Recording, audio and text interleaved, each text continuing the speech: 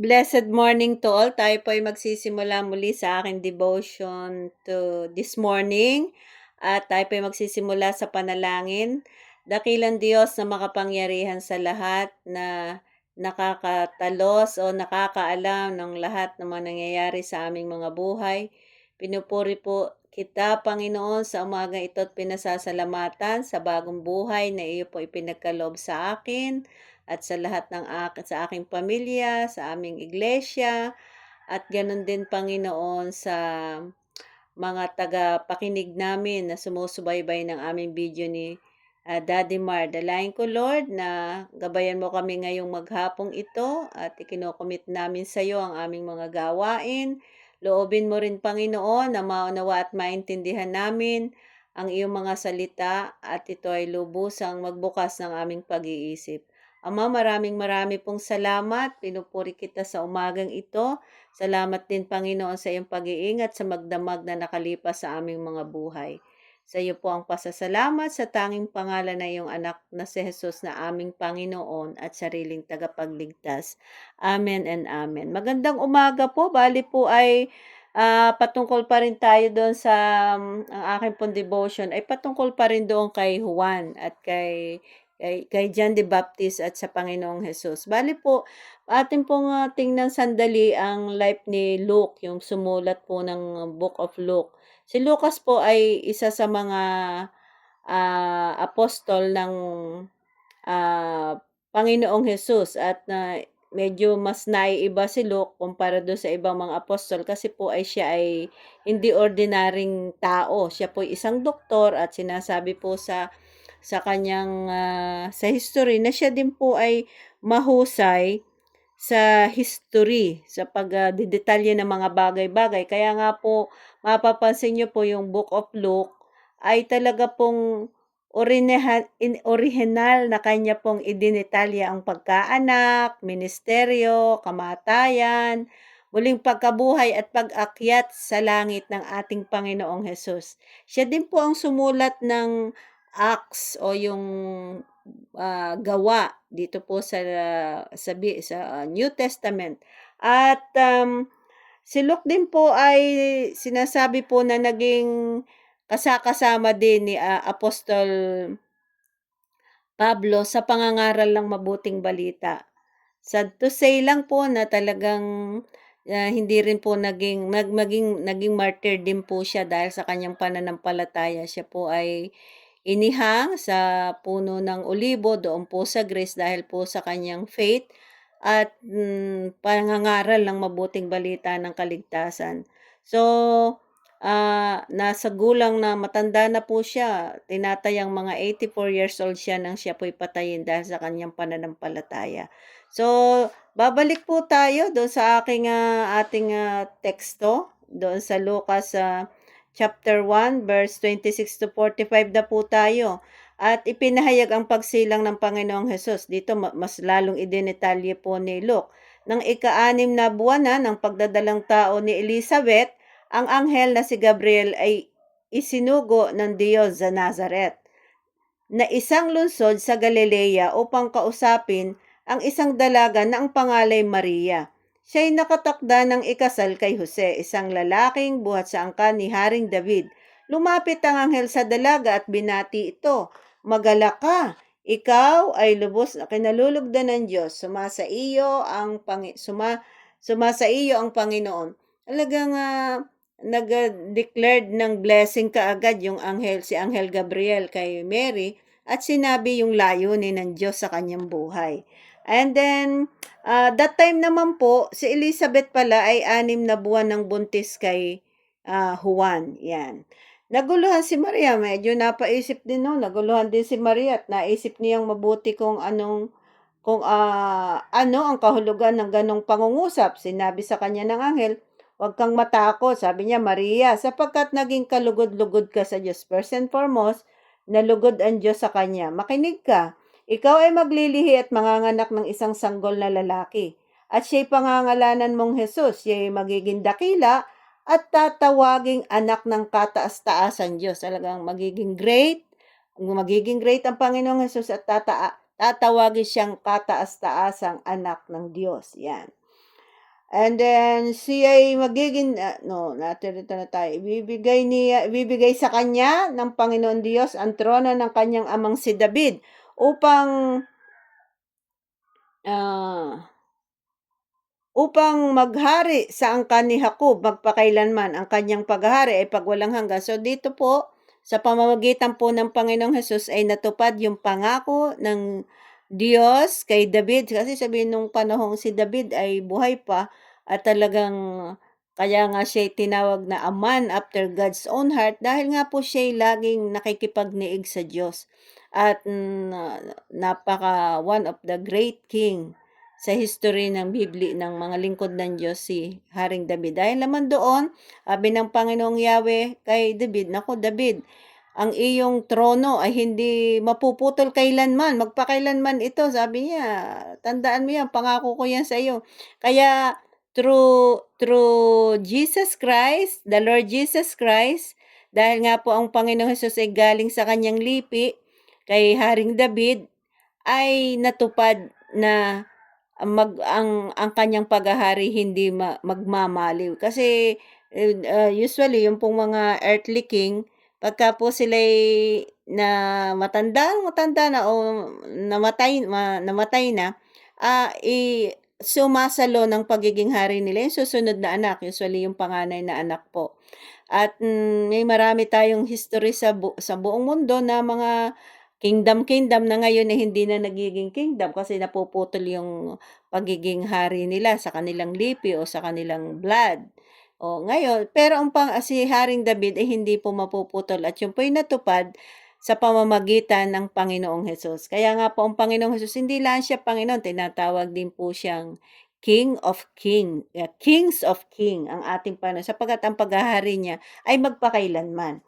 Paano po mangyayari ito gayong ako'y isang birhen? Tanong ni Maria. Sumagot ang anghel, sa iyo ang Espiritu Santo at mapapasa ilalim ka sa kapangyarihan ng kataas-taasan Diyos. Talagang kung ang Diyos po ay gagawa ng miracle sa buhay natin o sa kahit na sino, lagi pong ang ipinadadala niya ay ang banal na Espiritu sapagkat ang trono ng Diyos ay nasa langit at ang gumagawa po at para maranasan natin ang Diyos, para maranasan natin ang kanyang kapangyarihan, ang kanyang presensya ay walang iba kundi ang kanyang banal na Espiritu. Dahil dito, ang isisilang mo'y banal at tatawaging anak ng Diyos.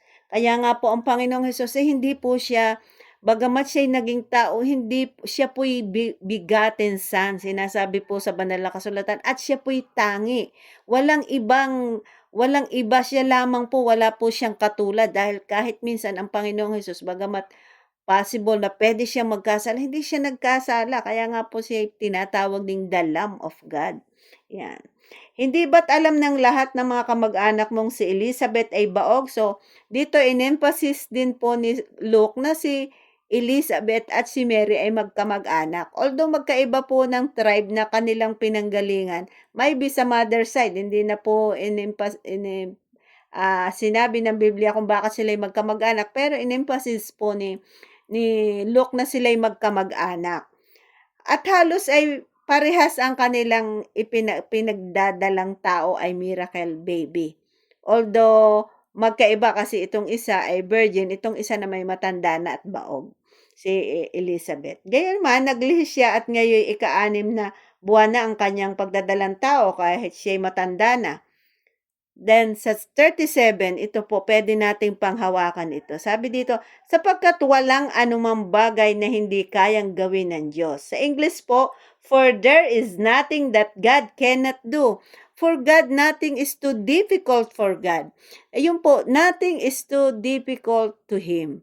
Walang bagay na hindi kaya niyang magawa. For God, nothing is impossible. Kaya po, kung tayo man ay may kinakaharap na suliranin, sobrang laki, parang hindi na natin kaya, Lord, parang gi-give up na ako, o parang dala-dala ko na ang mundo, o parang ako ay, itong karamdaman ko, Panginoon, itong karamdaman ko, wala na itong cure. Pagka pala tayo nagbasa ng Biblia at nangusap sa atin ang salita ng Diyos, halimbawa, nabasa natin itong Luke chapter 1 verse 37, ay magkakaroon tayo ng pag-asa at tayo ay mapapanghawakan natin yung pangakong yun ng Diyos sa atin na, aba, ay kaya pala akong pagalingin ng Panginoon, kaya palang i-solve ng Panginoon ang aking suliranin. For God not, kaya ko palang makabayad sa utang ko dahil kahit gaano kahit lubog kami sa utang maihahango pala ako ng Diyos dito. Mga gano'n po ba yung mga natural na nangyayari sa ating buhay sa buhay ng mga tao. Kaya maganda po yung nagbabasa ng Biblia kasi po meron pong 7,000 mahigit na mga pangako ang Diyos sa Bible. At kung kahit minsan hindi po tayo nagbasa, ay na-miss po natin yung mga blessing na supposed to be, nakalaan naman talaga sa atin yun ng Panginoon. Kaya lang, siyempre, kalakip ng mga pangako, meron tayong mga gagawin at mga pagpapasyang gagawin po sa buhay natin. And then pagdating po ng 38, naku, sumagot si Maria, "Ako'y alipin ng Panginoon, mangyari nawa sa akin ang iyong sinabi." Pagkatapos ay umalis na ang Anghel Gabriel. So sabi niya, mangyari kung anong gusto ng Panginoon.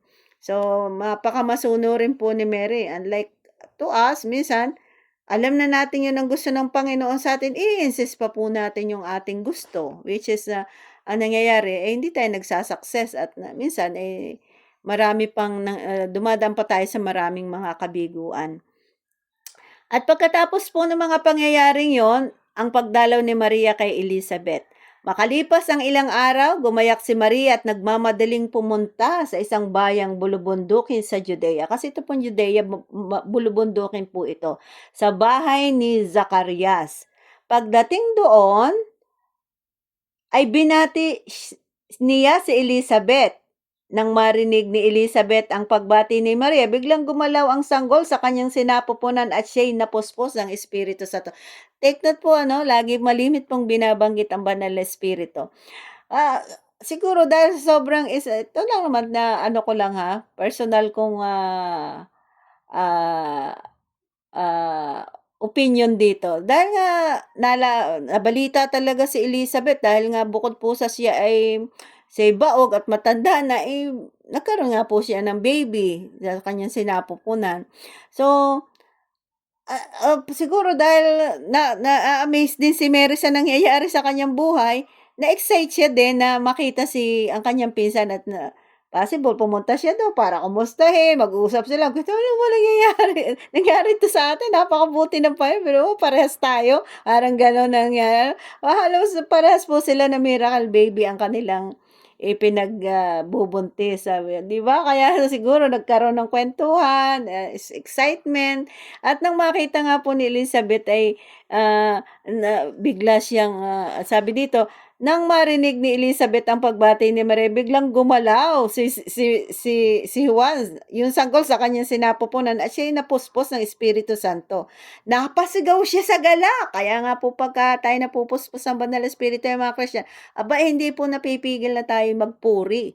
Magpuri sa pamamagitan ng pagpalakpak, pagtalon, pag-awit, at sa